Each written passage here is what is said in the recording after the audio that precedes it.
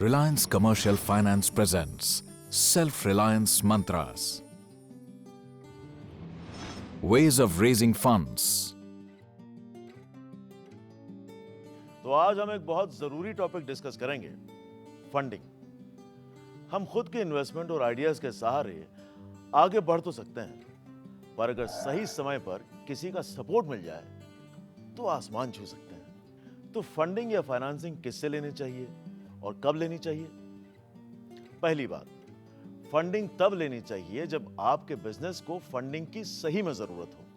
Funding किससे लेनी चाहिए? भाई, हम शॉपिंग भी करते हैं तो पहली दुकान से माल तो उठाते नहीं है।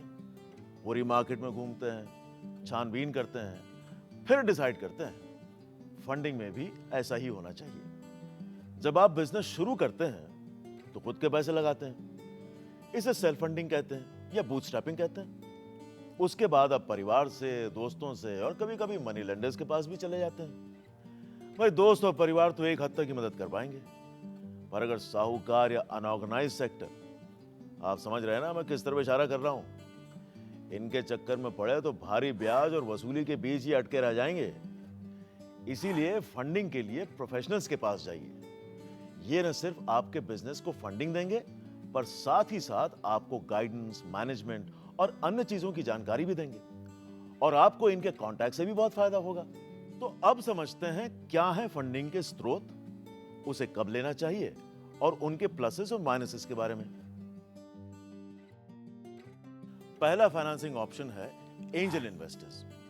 आपको बिजनेस की शुरुआत में इनसे इन्वेस्टमेंट लेना चाहिए। जब कंपनी और बड़ी होगी, ये तब भी आपकी कंपनी से जुड़े रहेंगे। आजकल की ज्यादातर ई-कॉमर्स कंपनीज एंजल इन्वेस्टर्स के द्वारा ही फंड की गई है, पर एंजल इन्वेस्टर्स आपकी कंपनी में एक सीमित मात्रा तक ही इन्वेस्ट कर पाएंगे, और उनका डोमेन यानी बिजनेस ज्ञान कुछ इंडस्ट्रीज तक ही सीमित होता है। दूसरा फाइनेंसिंग ऑप्शन है वेंचर कैपिटलिस्ट यानी वीसी फंडिंग। वेंचर कैपिटलिस्ट को प्रोटोटाइप और प्रारंभिक स्टेज में इन्वेस्टमेंट के लिए अप्रोच करना चाहिए। इनसे आपको फंडिंग के साथ साथ एक्सपर्ट एडवाइस और उनके प्रोफेशनल नेटवर्क का भी फायदा मिलता है, पर ये काफी डिमांडिंग होते हैं। उन्हें रिजल्ट और हाई रिटर्न्स की अपेक्षा होती है। तीसरा फाइनेंसिंग ऑप्शन है बैंक्स और एनबीएफसीज यानी नॉन बैंकिंग फाइनेंशियल कंपनीज। आप इन्हें ग्रोथ स्टेज पर अप्रोच कर सकते हैं। इनके लोन्स आपको रीजनेबल इंटरेस्ट रेट्स पर मिलेंगे।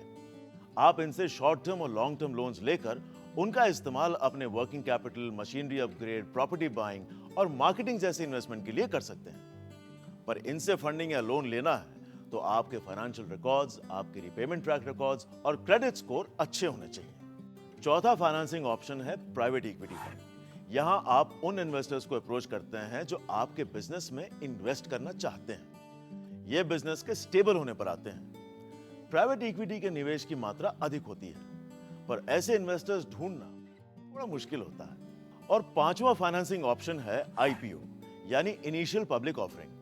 आईपीओ मतलब आपकी कंपनी को पब्लिक लिमिटेड कंपनी बनाना, जहां आपकी कंपनी शेयर मार्केट में आ जाती है। आईपीओ फंडिंग बिजनेस के मैच्योरिटी स्टेज में होती है। इससे आपको बहुत ज्यादा फंडिंग मिल सकती है, पर इसके लिए एक्सचेंज पर लिस्टिंग, कंप्लायंस और बाकी बहुत सारी फॉर्मेलिटीज पूरी करनी पड़ती हैं। तो दोस्तों, फंडिंग तो है मार्केट में।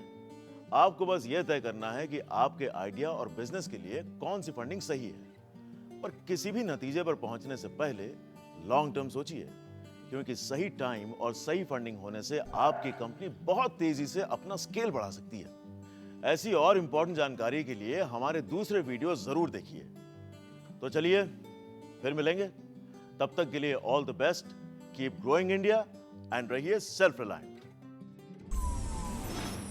Reliance Commercial Finance. Self-Reliance Mantras.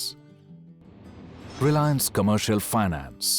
Making India self-reliant.